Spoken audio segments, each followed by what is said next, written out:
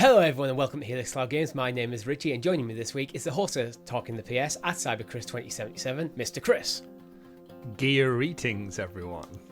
Gear eatings, Chris. And joining us as well is the chaotic neutral one, Mr. Rob. I don't have a clever intro, I'm sorry. Hello. It's 2 weeks now. 2 weeks, 3 I know, weeks. because I'm sure My you plan did now Halo is to go twice. back. No. I did Halo, but no one caught on the first time, so I'm going I to did. revert to Halo because I feel like it's the better one. But yeah, this week I was like, what other franchise can I kind of mold in? I was going, Forza, that doesn't work with anything for Halo. But yeah, gear eatings is the nearest best thing I could get. Yeah, So I this just is where the wanted- podcast, like the podcasting experience comes through when you do your kind of, your clever intros and I'm just here floundering. Yeah. Hello. What I want from you, Rob, next week is just when I introduce you, just go Forza. And Okay, yeah. just, make it as awkward as you can, though. Just, Master Chief. We've got a great show lined up for you this week where we'll be discussing Flight Simulator turning 40, big Halo news dropping, and Gears getting the TV treatment. All that and much, much more on this week's XPass.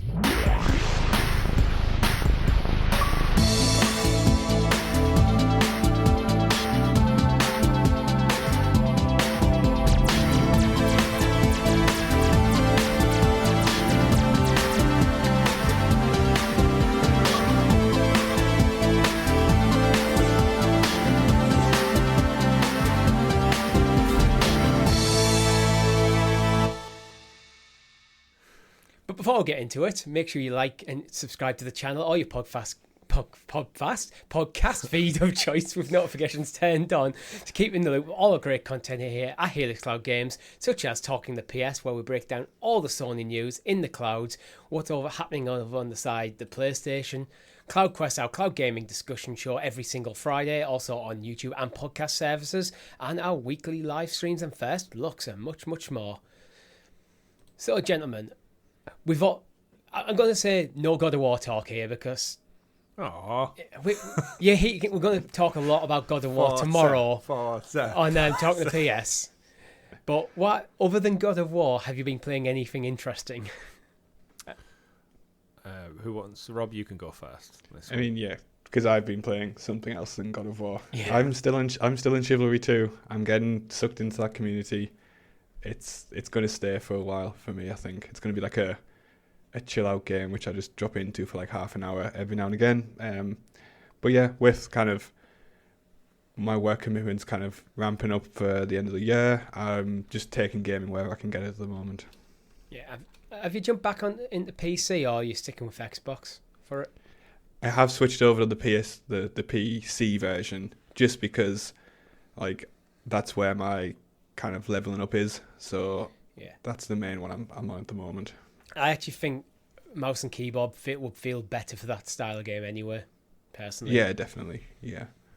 But Yeah. yeah, that's my kind of gaming for this week and probably next week as well, to be honest. Yeah. So, Chris, anything other than God of War?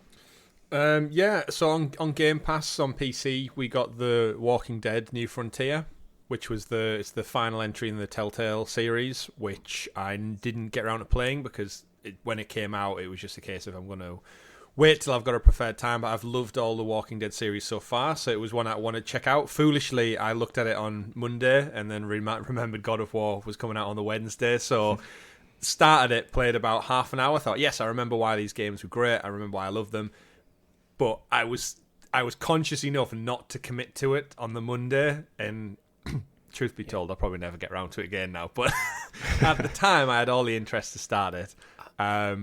And then this past week I've also been intrigued by Vampire Survivors, which I've seen loads of people hyping up across the internet, saying it's in for Game of the Year running. I think it's ironically they're saying it, but yeah, we need to check out Vampire Survivors at some point, gents, because it's getting loads of fun hype. Yeah, we'll definitely do that. Probably do a live stream or something on it. And in the next Ragnarok, few of weeks. course. Yeah. Stop talking about Ragnarok, Chris. It will come. It will come. It's already come. It's downstairs. We need to get through this podcast so we can go back and play. That's true. I have What, you? actually been jumped into Football Manager. Specifically, I've been playing on my phone using through the cloud, and I was happy to find out because it is through the phone. It is the console version, not the PC version.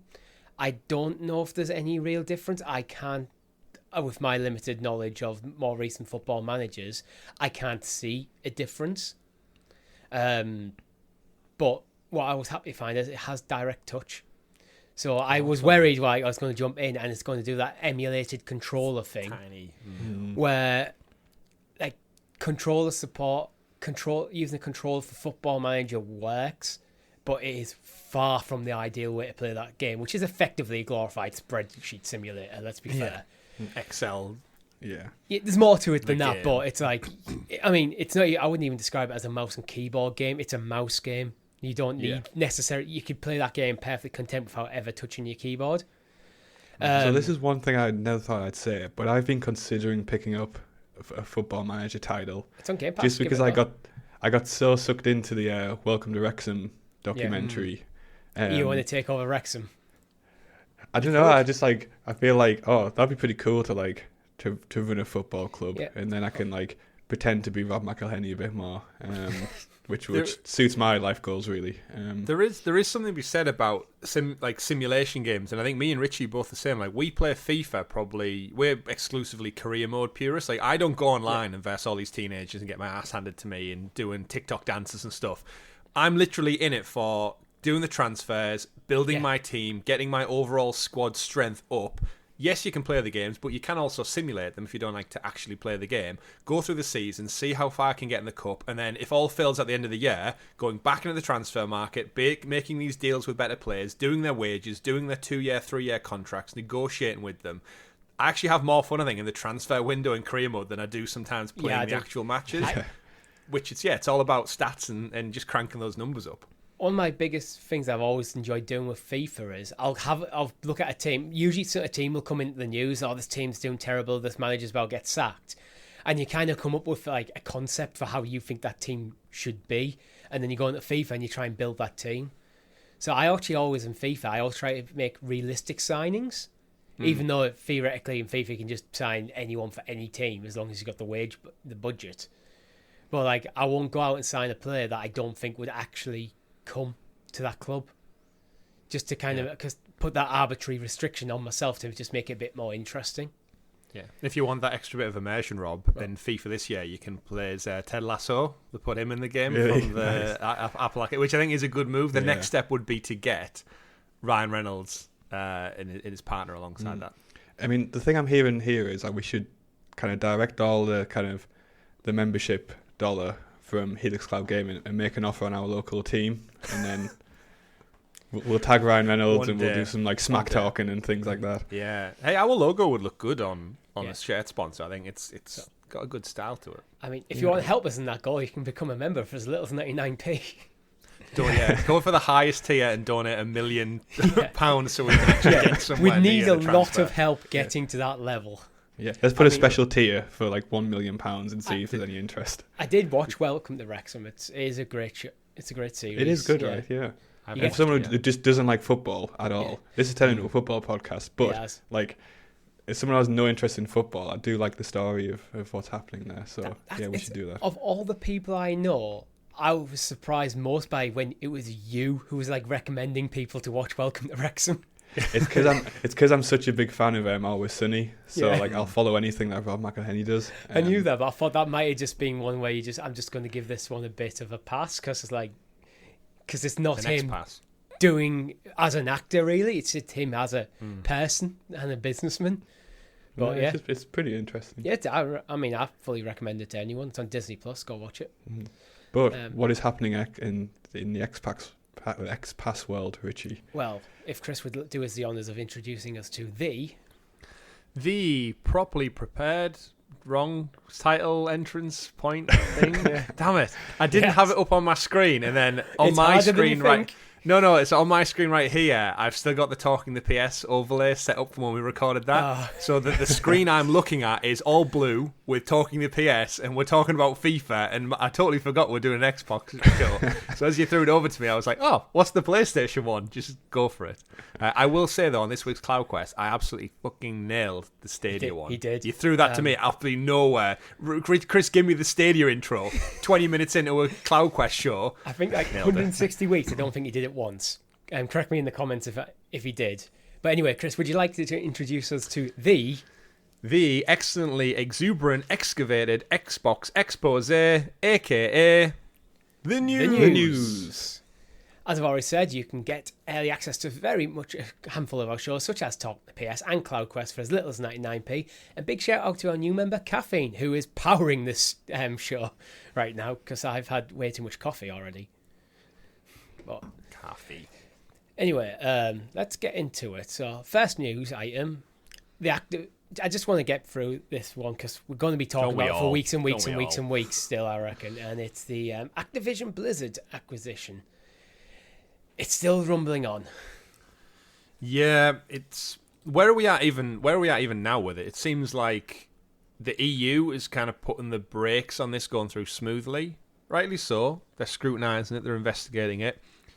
But I feel like Microsoft at one point were just like, we were hoping to have this through by the end of 2022, and it seems like it's dragging its heels now with every regulatory body across Europe coming out going like, let's have a look into this. And I do think Sony have done a lot of stuff behind the scenes to put the focus on it a little bit more, and I genuinely still think that they're doing it not because they don't think they'll get what they want in the end. I just think they're trying to bide more time for themselves to get out a first-person shooter that's exclusive to PlayStation.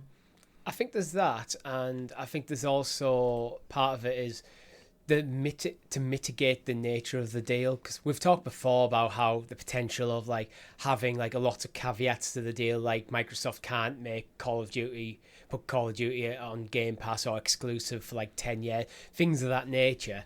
And the more they push back against this deal, the more regulators will actually want to see like probably changes to like certain clauses and stuff. But the EU have given themselves till March 2023 now before to make a decision. But I think it does show, like, if we were talking 10 years ago, there's no way like the EU would have got this involved in like a video game kind of business transaction, and it goes to show like the scale of the industry, which I think people sometimes forget, like on these things. So yeah, I think it just goes to show how big a medium it is. In the world we live in now as well, with so much scrutiny being on budget and cost and the way governments are handling like inflation and such, I think any private company dropping this much money on just buying a game creator, when that let's face it, that money could solve poverty in a lot of parts of the world. So the fact that it's just going on purely, it's same like Elon Musk, 44 billion on acquiring a social media platform. Could that 44 really not go to maybe helping third world hunger or poverty in your own country? No, he's just going to buy a blue Twitter website with a bird and mess it up and do what he wants with it. Yeah. But I think that does add extra scrutiny where the powers that be in governments that probably have way less funding than these two companies ever will, rightly so, probably step in and go, should we maybe look into this a little bit more? Because Call of Duty, the Modern Warfare 2, I know we covered it on last week's show, I think. The new numbers were over the course of the week, it made like $100 million in a week.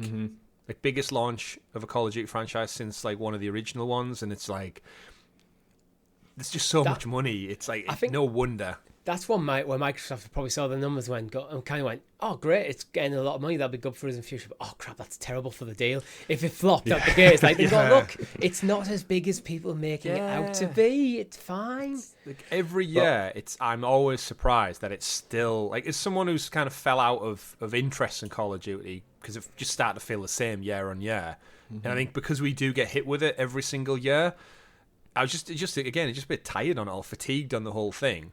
To see it still every year, I'm thinking, surely at one point gamers are going to go, not for me this year, I'll pass, I'll skip, or whatever. And you'd see it win, and yeah, it's still the only thing that would knock it off its pedestal would be a Grand Theft Auto 6 release. I don't think there's anything else in the world that could release that would knock Call of Duty off the annual top sellers. Yeah, I think sometimes we need to remind ourselves that we're sort of gamers, we're quite invested in gaming in the industry. I mean, we've got multiple gaming podcasts at this point, and we kind of will play a game and move on to the next one, move on to the next one, move on to the next one. There's a huge amount of people out there will buy their Xbox or buy their PlayStation every generation and will pretty much play Call of Duty and maybe something like FIFA or Madden, and that is gaming to them. That's all gaming is.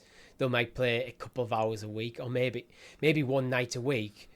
they and the mates jump on and play a couple of hours of Call of Duty, and then put the controller down, don't touch it till next week. So I can kind of see when there's a lot of people doing that, how your interest wouldn't decay over time as much. But I think as well, giving themselves time, I think is a smart move, because gaming while it is a huge industry, it's kind of largely being ignored a lot in politics, and I think there's a lot of people in politics probably don't really understand the industry that well. So giving themselves the time to kind of research it and make sure they're making the right decision just seems smart. And if it takes another 2 years, I think Microsoft will still be happy when it finally goes through. It's clear it's not a short-term move for Microsoft at all. They're too deep as well at this point, and they can't just cut the losses. It's too fine. They might not be able to. Elon Musk tried to pull out the Twitter deal, and he got told, "No, you don't have. No, that's not happening." And now he's just tried to sabotage it. Yeah, but it does say as to the scale of what's happening. Where, what's the current acquisition price? 68.7. That's a bigger deal than a Twitter deal, and obviously Twitter is that conversation's part of the mainstream kind of talk of everything, and this is a bigger deal that's happening. A side note, while we mentioned Twitter, I saw there's a YouTube channel called TLDR. They did a breakdown of Twitter, and actually Twitter from an advertising point of view is tiny compared to some of the bigger players, and compared to its kind of cultural relevance. It just doesn't do any. It does less than Snapchat. It does. It's a trash platform. It does it does less revenue than Pinterest in terms of advertising. Yeah, but again, it's such this deal's bigger than anything that Twitter is doing in terms of monetary value. Yeah, and this is huge. It's right that kind of people are looking at it and saying, let's good? Look at this bad? properly. Yeah. Again, it's kind of capitalism gone mad, isn't it? When private companies have, we could do a whole podcast talking about that, but to put it into more perspective in terms of wealth, remember Disney paid $4 billion for Star Wars? This is $68.7 billion. Yeah. Star Wars is a huge thing unto itself. $4 billion. It's a drop in the ocean compared to the money we're talking about here. And again, I just think companies having this much money to just throw around, it deserves scrutiny, because it's where is this money coming from? Who has this much money? Why is it valued at that? And what wider impact? And again, at what point do we get to Cyberpunk 2077 time when the world is ran by just 3 big corporations, and they're so big that the governments that should have some control over them or some insight, they're just kept out because of wealth and money and privatization. You just can't get into it. There is that worry. Cyberpunk future. It feels like we've had a little while now where we haven't talked about any major acquisitions or mergers, apart from the Activision Blizzard. And we should always actually mention as well, because we always forget about it, King. It's Activision Blizzard King. King are massive in the mobile space. So while the focus is rightfully on Call of Duty as the most prominent IP in this purchase, Candy Crush makes a lot of money. And also the Blizzard back catalogue of kind of properties as well. That seems to be getting lost in the mix a lot when Overwatch, again Diablo, because of all Warcraft. Yeah, but Starcraft. Because of all the COD talk, it's getting kind of a bit eclipsed. Yeah. But this is, I think, one. Actually, I'm kind of hoping now, the EU went, we're giving ourselves to March next year to make a decision on this, that this story might go quiet for a couple of months. I'd imagine so. And hopefully, early next year, we'll have a resolution, because I still think the deal will go through. Do either of you think the deal might not go through? I think it's that much money. I don't think they would have put that much money on the table without the guarantee of it going through. I think Microsoft have probably got some of the best lawyers in the world, and anyone who's going to put up a defense against it. At the end of the day, it comes down to, if you've got the money and you want to buy something, and the company you're buying is willing to sell, who is anyone to stop in and say no? As long as it's not something nefarious and the kill against human rights and stuff like that. If it's just a business acquiring another business, regardless of the price, who's anyone to step in and say no, you can't do that because of X, Y, Z? Because it's it's our business, it's our money, and then I just think it's so much. And Microsoft, they're no fools to this. They've done it time and time again. Then that the world keeps going, and that's capitalism, right? 101. Yeah, and they're also doing a lot in a very kind of small way, I think, to show that they are willing to play well with others. Like, we're talking tomorrow, we talk a bit about Skyrim coming to PlayStation Plus. Mm-hmm. That Skyrim is Bethesda. It's a Microsoft title, and so it's specifically coming to a Sony platform. I mean, I know Skyrim's already there, but the fact that it's coming to PS Plus, that's something Microsoft can point to. What do you think Microsoft could do to just finally shut Sony up? Like, if they went, look, you can have Halo on PlayStation. Like, Starfield, you want it? Fine, you can have it. Just stop going on about this Activision acquisition. Nothing. I think Sony... Do you think they tried it? Do you think Sony tried it? Went, give us Gears of War. They've had conversations, but I think Sony are probably going to push this right up until the decision's made, just because Sony want to get as much as they can out of the deal. Mm-hmm. Secure as much as they can of that portfolio over to their platform. So I guess Microsoft could buy Sony. For this money, they could have done. Yeah, that's I'm not just sure they on. could, to be honest. Because if this deal's getting looked at, if Microsoft tried to buy Sony, I think that'd be like no. I think they could. Again, for all we know, in 20 years' time, Sony could have somehow made themselves bankrupt, and Microsoft go, let's just acquire them and sort it out. Like, remember before the Switch came out, everyone was talking about Nintendo folding and doing something, and Nintendo could have gone the Sega route. Like because we can talk today about, is Sega up for acquisition? Is Sega the next big one? You wouldn't have been saying that in the early 90s about Sega. Again, who knows in 10, 15, 20 years' time? I think the issue would be if Microsoft tried to buy Sony, that would actually constitute a monopoly. Potentially, yeah. You can buy Monopoly on both platforms. You can. Maybe they'll buy Ubisoft and they can only buy it on one platform. But Monopoly will buy Ubisoft, though. No, the other way around. That guy's got loads of money, you know. He's been sitting on that free parking for decades at this point, so he's loaded. But does he have a monocle? Let us know in the comments below. Moving on to some Halo news next. What have we got? News: Halo Infinite promises shorter seasons, more consistent content drops, and bigger things to come. So it's actually quite a big news story, this one, for Halo, because one of the criticisms of Infinite was the slow rate of content drop after launch. So this is a weird one for us to talk about, because I mean, I know we haven't really played Halo yet. It's on the list of things we want to play. With this being the most recent one, and because I want to go through them all and get to that kind of modern touch point, which I'm really excited to do.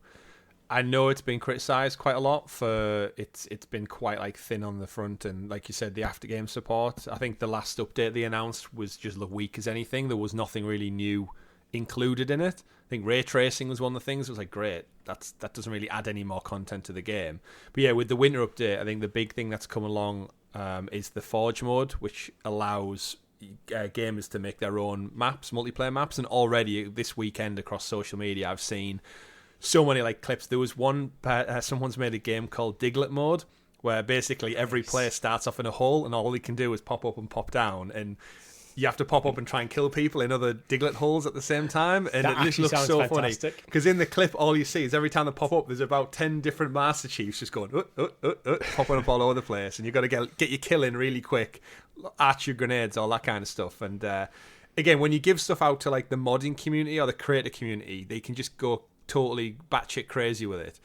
And I think that's what Halo's been looking at. It's that, like, what can we do to continually keep this game alive and allowing people to make their own game modes? It's one of the things that I used to love about, like, offline games. Like, back in, like, we've said how many times in the show about how much map creation in Age of Empires was so fun. And Rob, I think we said in, like, Red Faction back in the day, some of the, like, the simpler maps were some of the best. And I think a lot of people 100%. have fond memories for the old Halo maps. So give them the tools. I think they've said in Forge mode they're doing loads of stuff around in like scaling stuff, adding audio, adding different elements, and essentially giving all of the developer tools over to the community and just like do what you want.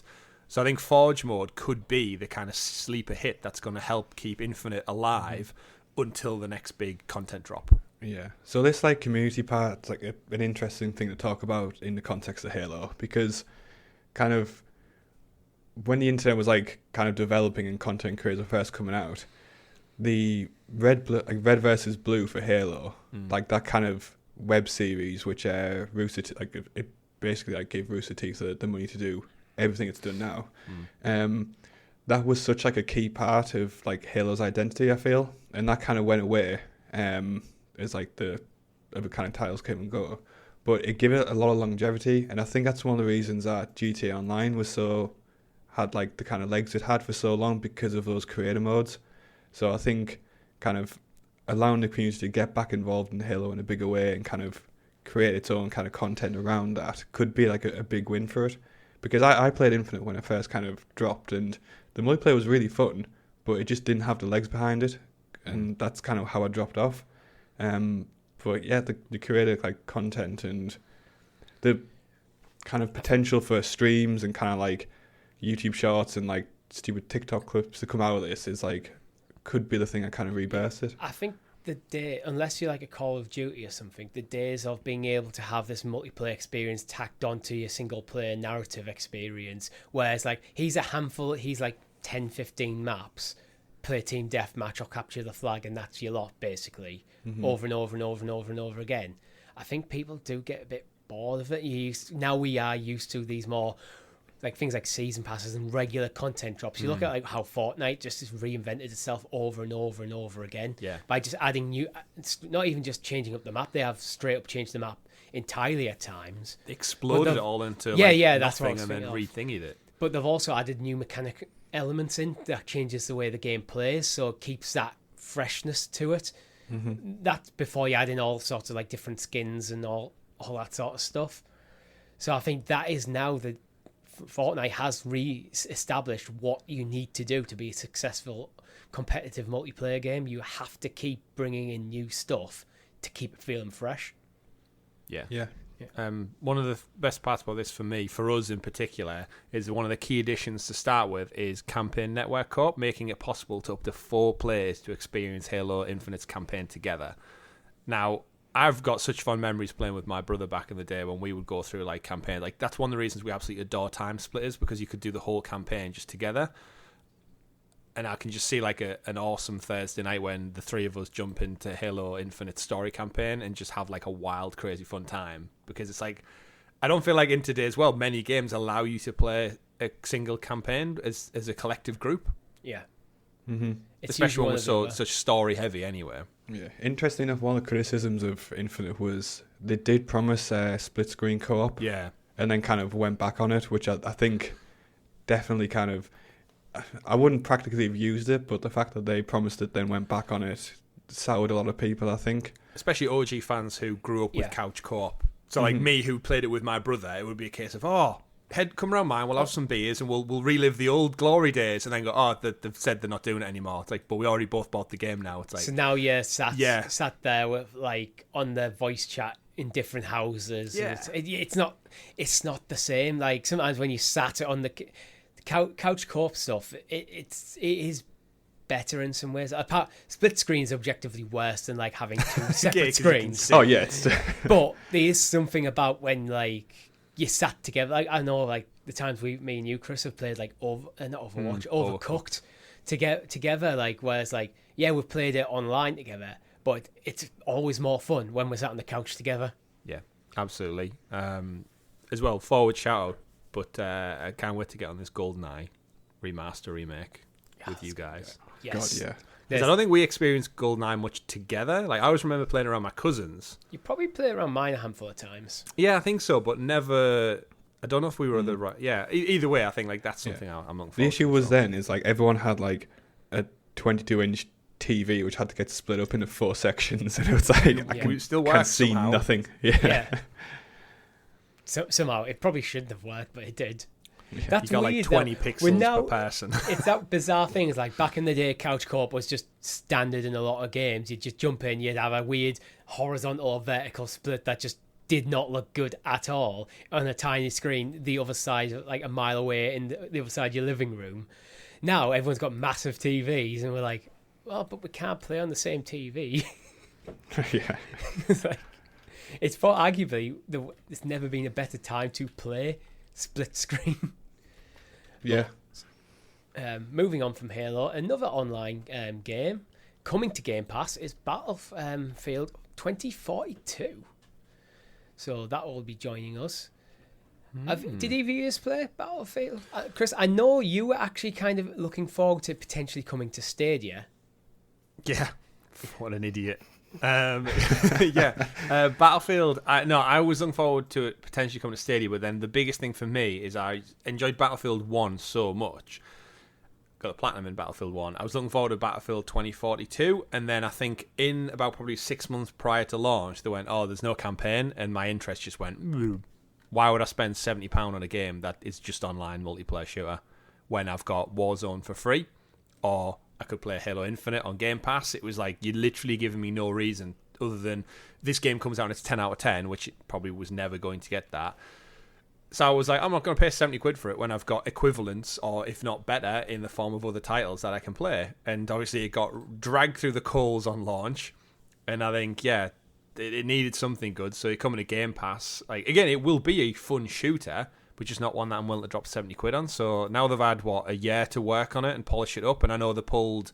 did EA pull Motive, I think, over to work on it and help fix it as well? So they pulled other development studios off other projects to come help out with this.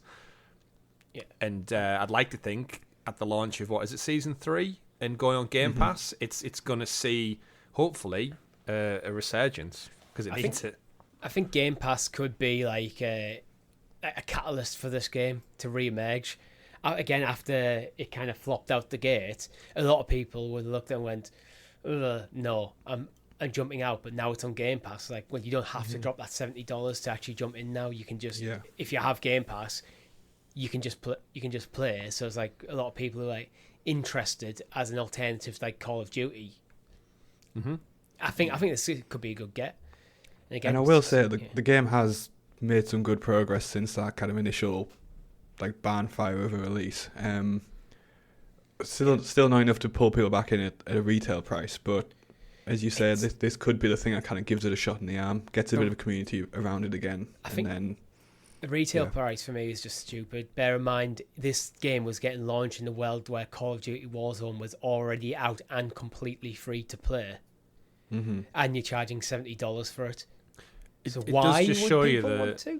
It does just show you the stark difference, though. Like, we just already this show we've talked about Modern Warfare 2 coming out making $100 million, and also having Warzone to compete with, and yet Battlefield is so far detached from that now in terms of like quality and I guess brand awareness, like IP awareness, that people are just clearly in one camp. Like, it's weird because Battlefield traditionally they haven't been bad games. They're just not. They just don't have that weight that Call of Duty has, and it's like they're so similar in terms of all their DNA. It's actually it's very crazy how one is so much favoured over the other. EA missed the chance last year. Yeah, I always loved the Battlefield series until kind of before I could see a notable difference, and then it's kind of declined from there. But I was a very much a Battlefield over Call of Duty player, like in the earlier games of the series. Bring back Medal of Honor. I remember, wasn't there stuff in like the earlier games where there's like I remember people talking about like the buildings were destructible and stuff. The battlefields were much bigger. Like it's more of a grand scale to it. Where Call of Duty at the time was these kind of smallish maps, which were funny enough. But I've always felt like when you hear people who got into Battlefield talking about it, it was like almost like a next level experience compared to Call of Duty. It just never got the same sort of user base. The best thing I loved about the Battlefield games was the the multiplayer, the phases. So when you go into like a multi, there's like 100 people on the map, and it goes in like 3 phases. So if you're trying to take like a stronghold area, you've got the initial breach, and then like you've got a fall back defense. Yeah, essentially in 3 phases, just much better. But what I think I'm looking forward to Game Pass the most is just like, again, getting hands on with you two and our community and just kind of seeing what they've done to fix it, because I think not playing it on day one and jumping in now when they're telling us everything's been fixed and patched and it's got such rich content, if we jump in now and go, hey, this is awesome, this is great, like I don't see what the problem is. If someone who's never played it before, that's what surely EA want, is people to come to this brand new with Game Pass, fresh eyes. Older people come back who did maybe play it at launch and go, oh, it was a bit crappy. Come back and go, oh, you know what? They've fixed this. They've done that. They've done true by what they said. Because I think the fact that they're supporting Battlefield 2042 suggests they're probably not working on a new entry anytime soon. So you got to support this one. I'd like to think they've made the decision to bring it to Game Pass now because they think it is where it needs to be. I mean, you can make the cynical argument saying this is where it is now is where it should have been like a year ago when it came out. Absolutely. Was it last year? Yeah, it came pretty out? much. Yeah. Yeah, this is where it should have been on launch, but it's almost like a soft relaunch of it. Mm-hmm. And Game Pass will bring in like thousands upon thousands of new players. Again, we will be playing this at some point on a stream. Don't know when. Maybe it's this week. Maybe it's next week. I mean, it's not out this week, so probably. Yeah, when it comes out. Yeah, so it won't be this week, but we definitely will be jumping in at some point. Anything more to say on Battlefield, or should we move on? No, I think our descriptions were just funny side by side. So I think I said shit show. Rob said flopped. Something floppy, and then nothing. Rob said barn on fire, and Richie said flop out the gate. So, like, I think if after we play it and we can improve on those descriptions to some degree, it's probably done a lot of good work. Yeah. Well, moving on, I don't want to dwell on this because this next story, but I think it's one of them. You can't have a Microsoft Xbox podcast without bringing up the longest existing franchise in Microsoft's library on a big anniversary. So Microsoft Flight Simulator is celebrating its 40th anniversary. Ooh. That's insane, to be honest. 40 years. Yeah, like the entire concept of a game being like having 40-year history just still doesn't compute in my head too much as a concept. That must mean that the first one came out in the mid-80s. 82? 82, yeah. Maybe. Like, I knew it had been around a while because I think I played one in the 90s.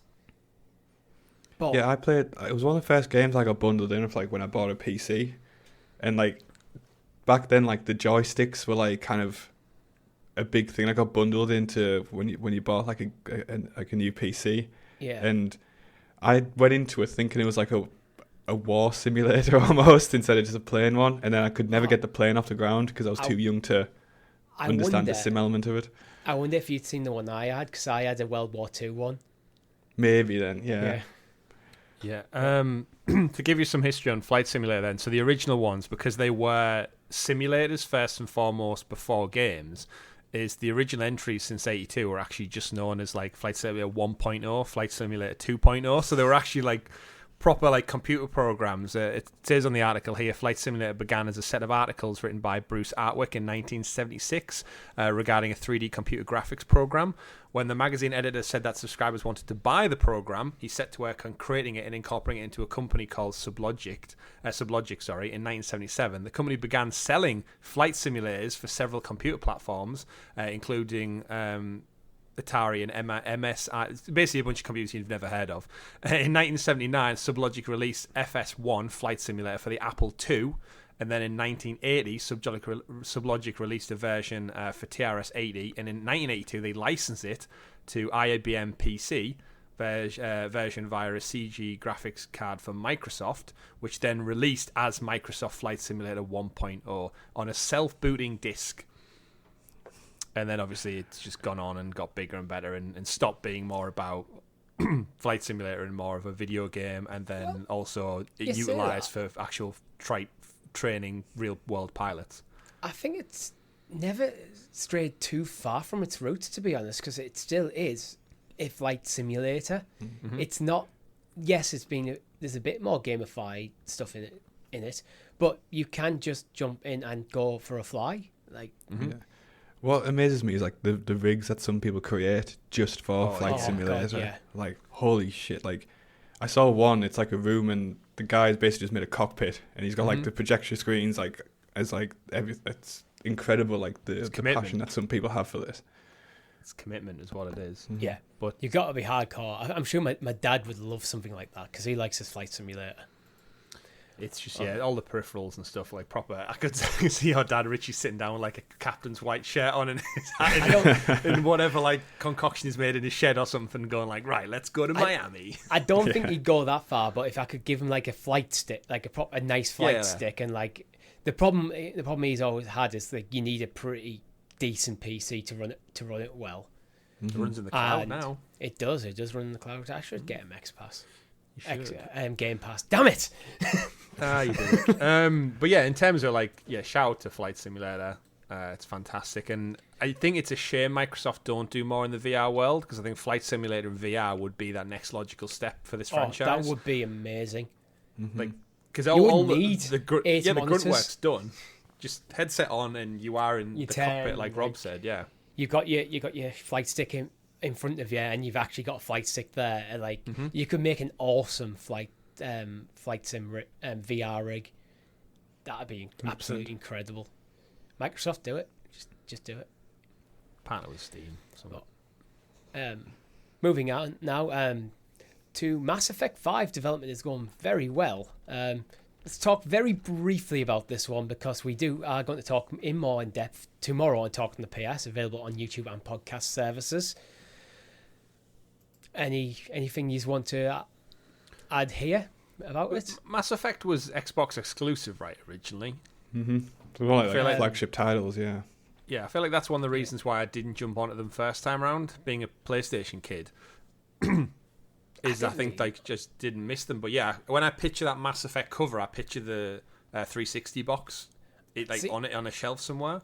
I was a PC gamer at the time, so I was like, I know the Mass Effect trilogy was on PC, but I was playing other stuff. I was more into Dragon Age, which is something we're going to talk about briefly next as well. But yeah, it's similar to kind of like Bioshock. Like Bioshock was exclusive to the 360 until the later on releases came out, and it's just I think people forget there was that time where Xbox had some absolute stellar exclusives. Yeah. That then obviously went on to be widespread. That explains why I do kind of have this affiliation in my mind with Mass Effect and Xbox. I've marketing. Sometimes I think sometimes I have to remind myself that BioWare is owned by EA, not Xbox, and it's probably down to that, the marketing of Mass Effect back in the day. Yeah, well, it'll be when they were independent as well, and they were just doing marketing deals for the sake of their own business, and BioWare were like, "Oh, you'll give us money to make Knights of the Old Republic as a 360 exclusive." Yeah, let's do it. And then they got snapped up by EA, and EA were like, "Well, we kind of publish on everything, so." Yeah. You can't make another Star Wars one, but okay, let's go do Mass Effect instead. And Mass Effect is arguably one of the best Star Wars games. Yeah, because of just the richness of the world and stuff.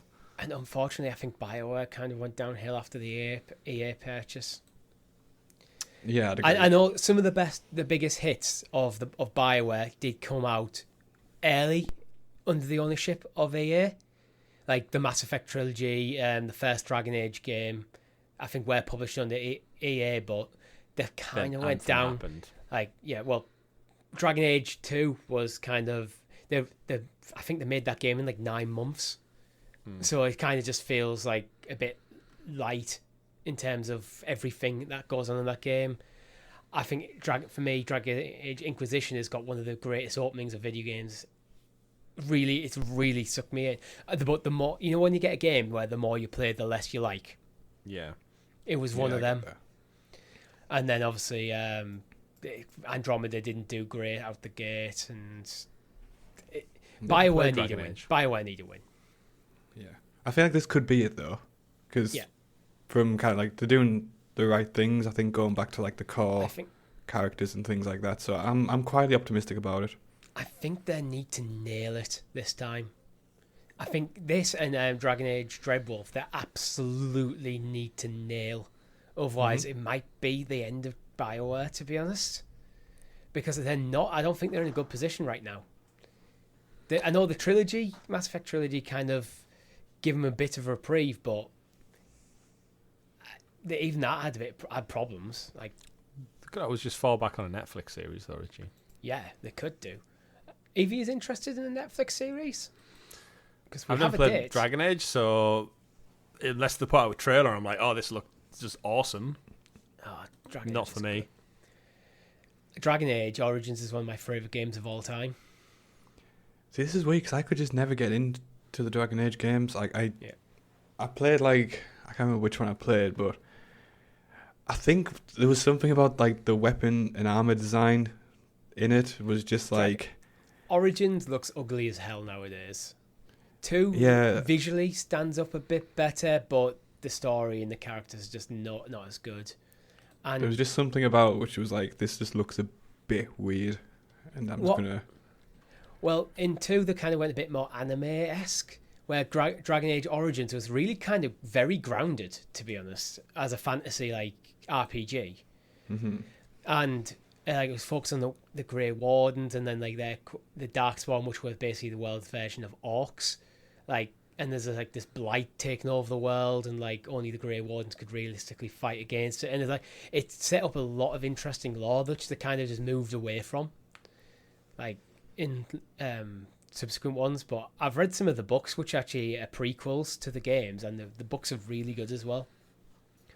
So we'll see how the show pans out, but yeah. I don't think it's enough to pull me into the universe, if you want.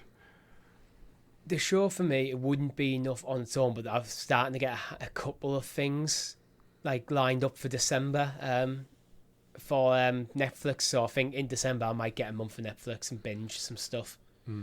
If you think about how well though they've done with Castlevania, and then how well they did with Cyberpunk as well, seeing that kind of cross-pollination, I think it could do wonders. Again, I've never really played a Castlevania game, but that series was just epic, like so good. If you are getting it for December, Richie, definitely check out Castlevania if you've not done so already, and Cyberpunk Edge Runners, because they're both like top tier animation. Edge Runners is high on my list of things I want to watch, but I was stacking it until I've got a handful of different stuff on Netflix that I feel like I want to watch. Yeah, just to get my money's worth, really. Definitely play Marvel Snap while you're off as well. I won't be playing Marvel Snap. but you know what else is getting the TV treatment? Gears of War, also coming to Netflix. Netflix, is man. Getting a feature film and animated series adaptations. And to add to it, Dave Batista, Drax the Destroyer himself, wants in. Physically, he just suits the Gears of War universe like that, very, very well, right? Like his face just is made for that universe. Yeah, that was my first thought. I was like, yeah, that casting would make sense in some role. I haven't played the Gears series, but yeah, it's just like. Well, he was in Gears 5, right? Like not like in the game, but they went back with kind of like a DLC promotion where he fully suited up for like an advertisement campaign, and he re-recorded lines for one of the characters in the game. So if you played through it, I believe it was something you could turn on to have Dave Batista voice it and have his skin over the character, which is quite an odd thing to go back and do to a story-based game. But like that's why all the clips he's been tweeting out about, it's like they're genuine. It's not like he's got cosplay in his garage or something. This is genuine footage from when he did the Gears of 5 promo stuff. So it's kind of like him and Terry Crews did Bulletstorm as well, because I think Terry Crews is another guy. I'm just thinking of like the bulkiest guys in Hollywood who would fit like the kind of aesthetic of Gears of War. And let's face it, Batista, maybe Randy Orton to some degree. I'm just thinking of like wrestlers as well, like all these big like massive blokes. And, well, we know Batista's got the acting chops to pull it off as well. Mm-hmm. True. I'm trying to think of the people who would be cast, who'd be good cast for it. So like Hulk Hogan. Oh God, no! I think The Rock would have the right physique for it. Yeah, but I think it takes you out because it's The Rock. It turns into a rock movie then, doesn't it? Yeah. I think. Have you played the games, Chris? Or I've played. I think Gears 3 and 4. I played half of the campaign round of friends, but I've never. Again, similar to Halo, one of the reasons I'm excited to have Game Pass is just start from the beginning and work my way through. But like most of my time was spent in the wave mode, where you just basically just sail on and go, because that was just fun as shit. Absolutely. Yeah. So I'm trying to think who'd be good casting choices. So like based kind of on the face and physique. So obviously Dave Batista could probably do a good job with like the title character like Marcus Phoenix. Yeah. Probably Terry Crews as Augustus Cole, because he has like the very kind of like the linebacker character. That'd be interesting. Like comic pairing as well. Did either of you watch like the web series that got brought out by? I think it was Reebok did it. It was like it was called. What the hell was it called? This seems like a deep cut. This one. No, it wasn't. Web series from Reebok. No, it links in. But there was a series called Office Linebacker, where the guy who voices Cole in Gears of War like was like this like linebacker who just got hired by like a corporate office to like motivate the staff, and he just goes around tackling people in like in the office environment. I don't know if he's still acting or anything, but he would be a good shout as well because he's giant. Ron Perlman, his face. I mean, and he's getting on a bit now. I know, but he old- could be like he's old a grizzled vet. What about David Harbour? He was Hellboy. He can bulk up quite a lot. David Harbour. Like, you need that type of gritty, washed out kind of. There's a lot of people saying Carl Urban. Carl Urban is. Gritty. If they're doing like the actual characters from the game, he'd be a good like Dom, which is like the secondary guy. But yeah, I'm looking forward to this. And like, Diesel, keep him away from it. I mean, there's going to be a couple of different things. So there is going to be a feature film and an animated series adaptation. I feel like the animated one might be more revered because I think the problem with adaptations of game series, I think a lot of stuff we see in the video games doesn't translate to CGI and live action very well because you're always looking for that video game character. But I think animation, it can almost like showcase the energy a lot more, like the frenetic nature of a video game, because it too is animation in some form. I think that's why Cyberpunk and Castlevania look so good, because the fight scenes were just like thrilling. It's so good the way they can do like all that clever like motion and such. But I'd be more interested in the animated series than the feature film, because I feel like a Gears feature film would just be. This is the one where I would hire The Rock, because it's just going to be a popcorn action flick. Oh yeah, definitely. But you already ruined Doom. Yeah, but I mean, you put The Rock in this, and you'll get a lot of people go to see it, and it'll be a very okay film. The Rock needs to go back to rock bombing people in movies. I know he's tried to get away from it, but he needs to go back to doing that in movies. Get his move in there. What was I watching? So, just as a quick side note, just because we're talking about wrestlers and such, I've just been working my way through the Rocky movies for the first time. I've seen bits of them throughout my life, but I've never actually sat down and watched all of them. So like the last week I've watched Rocky 1, 2, 3 and 4. It's like a total binge of them all. And there was a part in Rocky 3 when Hulk Hogan does show up as like Sweet Lips or something, I think he's called. No, Thunder Lips. Thunder Lips. And I'm like saying, obviously my wife doesn't really, like, she knows who Hulk Hogan is, but not to that much. And I'm like, the talk about his description coming in, I'm like, is Hulk Hogan in this? Because I knew all the other people were in it. And he shows up and I'm like, oh, you bastard, here you are. And just talking about like all these adaptations and people ruining things, like The Rock going back to it, I was like, oh yeah, Rocky movies. What a time. Yeah. Dolph Lundgren would be good in Gears as well. Yeah, again, I'm thinking it's always like wrestlers and who you would get, because they are naturally the more physical people out there. Like John Cena, could he do a part in his Gears? Probably, yeah. Gears world? His acting has gone up in my estimation since I watched Peacemaker, like the TV show. That was really good. Yeah. I never just the dance scene alone. I don't think it came out in the UK, did it? No, it's out now on Now TV, but it didn't come out like at the same time. Yeah. I think one of the reasons that I just had no interest at all, because he just seemed like this random character in like one of the Suicide Squad films that I just didn't even enjoy. So it's like, but then I heard good things about it. So talking about good things, Remedy officially announced the sequel to Control. Finally, I mean, we kind of knew about it, but it's nice to know that it's officially locked in. Control is one of my favorite games of 2019.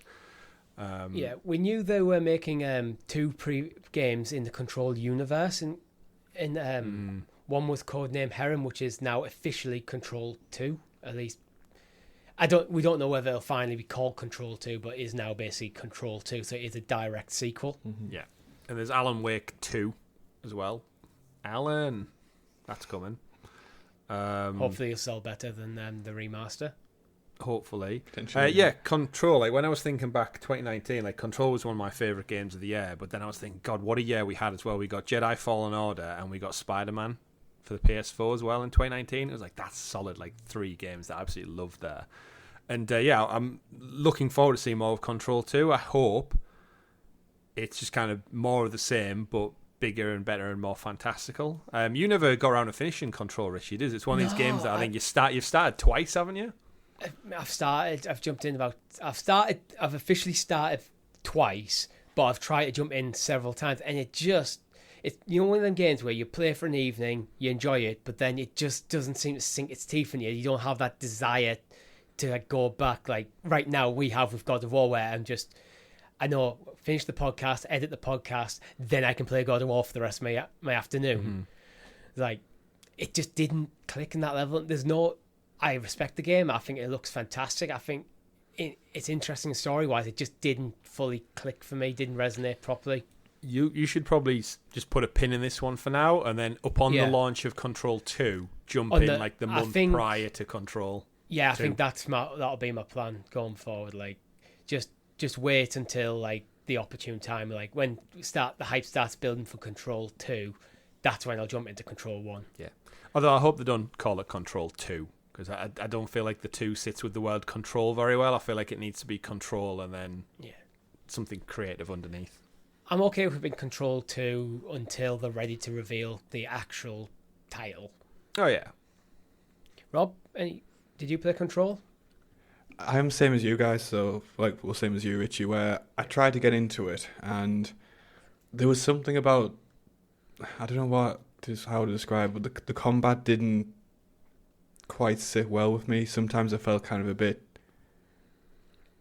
I don't know, not overwhelming, but just kind of like, it didn't gel with me very well. And like, I think it's unfair, like lots of people referred to it as like a tech demo of sorts, didn't there? And like they said, it was like kind of had some holes in it, but it was just something about I couldn't. Single element that I went, oh, that's why I'm not enjoying this game the way I should. There's something about the overall package. It's just like, maybe it was just not the right time for me to play that game. Well, not the right mood for it. Yeah, I mean, it was like, I feel like it had a hard time breaking through that kind of glut of amazing titles like when it came out. But like the director seems pretty kind of bought into it. Like he's calling it the most exciting project he's ever worked on and things like that. So that gets me kind of pulling back into like the sphere, if you want. It's definitely Remedy's most successful, I'd say. I know some of their titles in the past, I think Quantum Break was disappointing for them. I think they wanted that to be the next big thing, and then it got kind of caught up in Xbox's exclusivity, and it just never really worked for them. With Iceman from the X-Men as the lead in it. And I think Control, although it was made on a low budget, I think it's definitely been their biggest success story, and that's obviously like give them the funding to make Alan Wake 2 and look at other projects and such. But I had a great time with it. I definitely recommend it to anyone, really. But yeah, what a year like 2019 was, really. I think it just got some lost in the mix. Although it did win some Game of the Year, so it put up a good fight. Over 20 Game of the Years, like across various outlets and stuff. But I wonder if like the whole people describing it as a tech demo kind of thing was. I think it is a great tech demo for ray tracing, because there's a lot of marble and a lot of glass surfaces, so you can go and you can just switch ray tracing on and off in the options, and you can see what the potential ray tracing will be in the future. Yeah.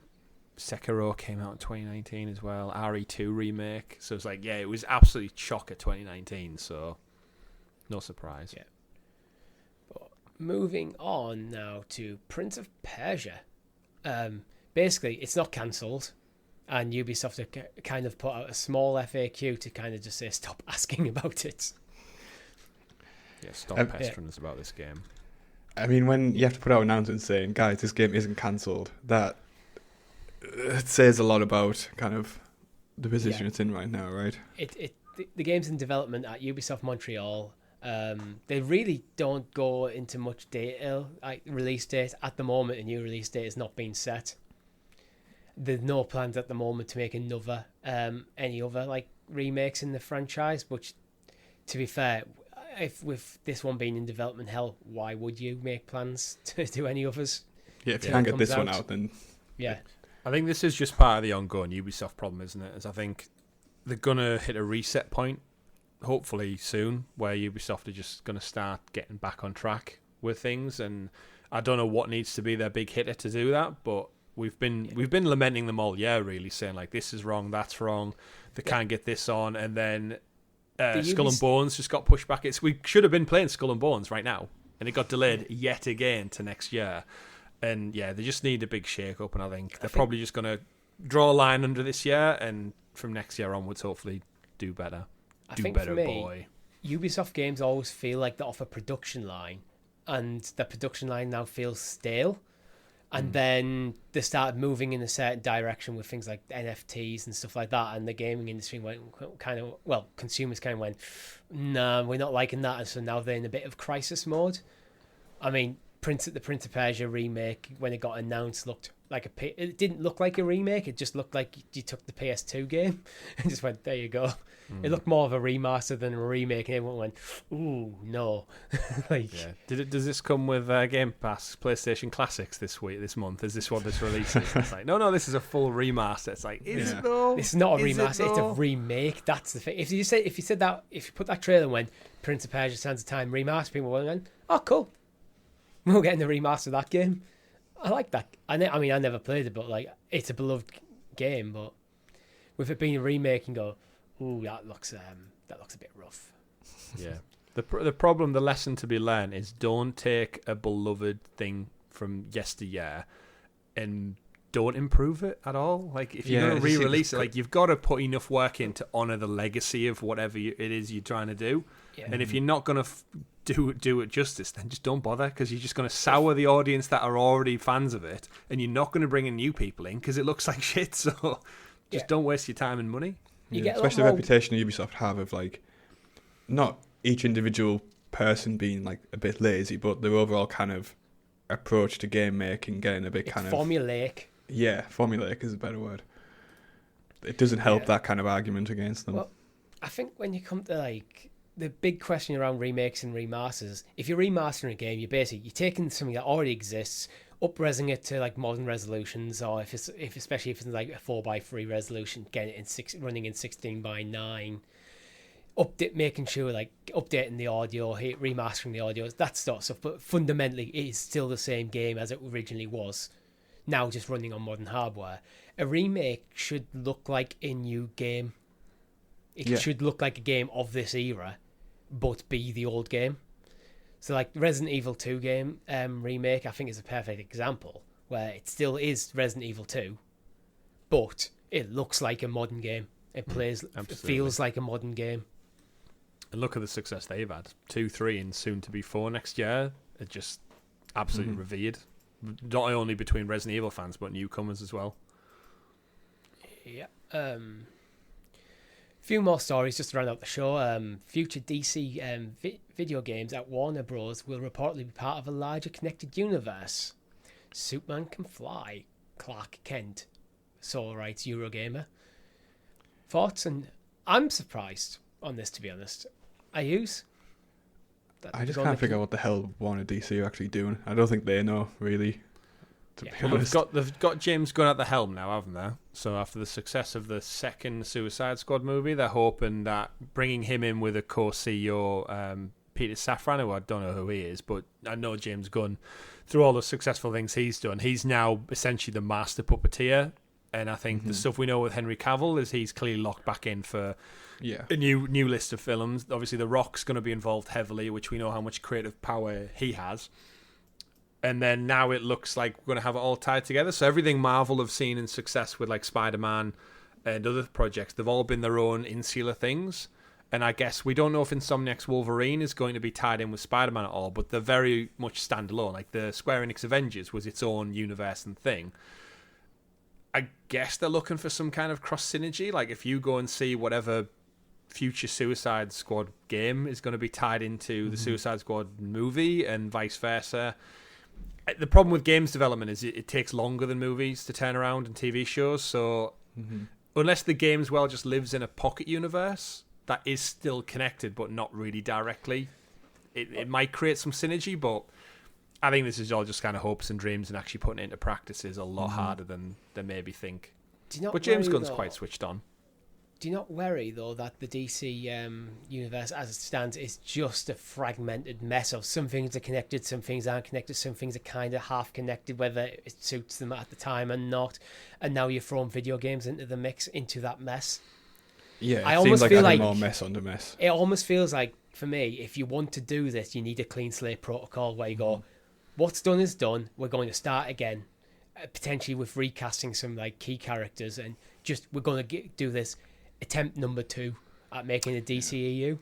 Yeah, I think the problem they have realistically is the casting has been fairly great. it's the writing that's been bad. Yeah. And I don't... The biggest difficulty they've got is if you recast Henry Cavill, you're going to have this massive backlash of people going, but he was great Superman. Even though the movies weren't great, he was a great Superman, so why not stick with him? And I think that's the problem they've got, Richie, is trying to get away from their old stuff, but they can't because they're at risk of pissing off the fan base who love the characters in the old stuff. Like, imagine coming out going, oh, we're going to recast Gal Gadot. Like, she's a terrific Wonder Woman, but the second movie was an embarrassment. That's not her fault necessarily, it's the writing staff and crew. But there's no point recasting it because she's terrific. And it's like Aquaman. I think Jason Momoa is the best person for Aquaman that I can think of, but he hasn't had a second movie yet. The Flash hasn't even came out yet. Ezra Miller, I don't think. Yeah, I think you could replace. Ezra Miller. He could be, but as a collective, I think like I didn't mind Ben Affleck as Batman either, and yet now we've got Robin Pattinson, which I didn't mind him as Batman. But then, as you're right, it's a bit of a convoluted mess because then you've got Joaquin Phoenix over here in these phenomenal Joker movies that aren't connected, and then you've got all the CW stuff that thankfully is wrapped up now or just been strip cancelled. Like, what the hell was it Batgirl that just failed epically out the door? But again, the Stephen Animal is Green Arrow, which is again a great casting. Terrific. I wouldn't replace him at all. So it is just an absolute mess, Richie, which I think is why if you enjoy it, just watch the cartoons. I kind of think I'm not against like the games being the connected universe. I would keep them away from the live action stuff though. I'd keep them away. I'd keep the live action, animated, and games as three separate entities. Because then with the games, you need to get like, do you need to pay for Henry Cavill to come and voice Superman if it's all connected? Like that gets expensive and very, very convoluted. Because like, Henry, can we book you in to do some voice acting? It's like, well, no, I've got all this stuff going on. And I've got The Witcher 3 to oh no, I don't. You can still have James Gunn heading up all three kind of divisions, but have them very clearly distinct from each other. I almost feel like people are getting a bit fatigued with like everything being connected as well. I don't know about you guys, but I'm kind of over that decade of what Marvel did better than arguably anybody else can do. Nothing gets to stand Marvel alone and rest. Did now. it in a way where I think no one's ever been. It's not even come close to replicating. Like, apart from obviously the Mummy interconnected universe, which lasted for one movie and then died. Yeah, absolutely. I think with the games, you could do a clean slate protocol on the game franchise quite easily. Yeah, I think that'd be fine. I mean, let's face it, Gotham Knights could have single-handedly just killed whatever that Pocket Universe was. And I think, again, Suicide Squad, Justice League, not even out yet, but I don't feel like anyone's going to really care about that long-term wise. But the Gotham Knights TV show, though? What about the Gotham Knights TV show? And the spin-off and everything else. Card collection game. I don't know. It just gets back to one of the things I'm surprised at. It shows that Warner are still currently still invested in games for at least another couple of months until they change their mind again.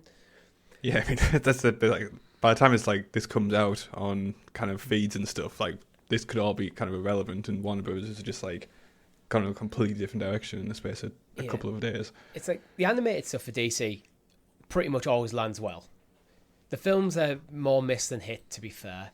The games should be an easy win, but it feels like Warner probably not the right company in games at the moment to handle it.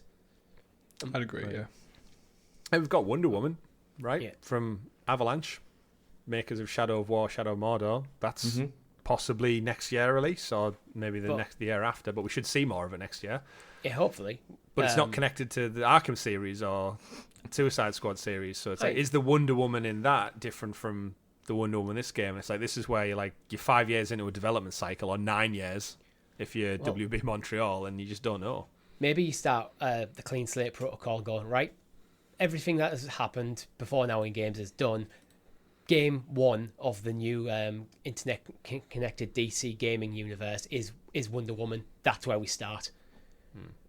We start with an origin story for Wonder Woman, and then we build from there. Back to that again. Back to that again. That's Wonder Woman. Oh, yeah. Yeah, it's also XPass and Wakanda Forever. It's everything. But I think that's all we have time for this week. If you've liked the video or the podcast feed. Make sure you like and subscribe to the channel with notifications switched on so you know when all of our great content goes live. We do have a Discord, so if you want to continue the conversation even further, the link is in the description below. Thank you very much. My name's been Richie. I've been Chris. And I've been Rob. We'll see you in the clouds. Bye.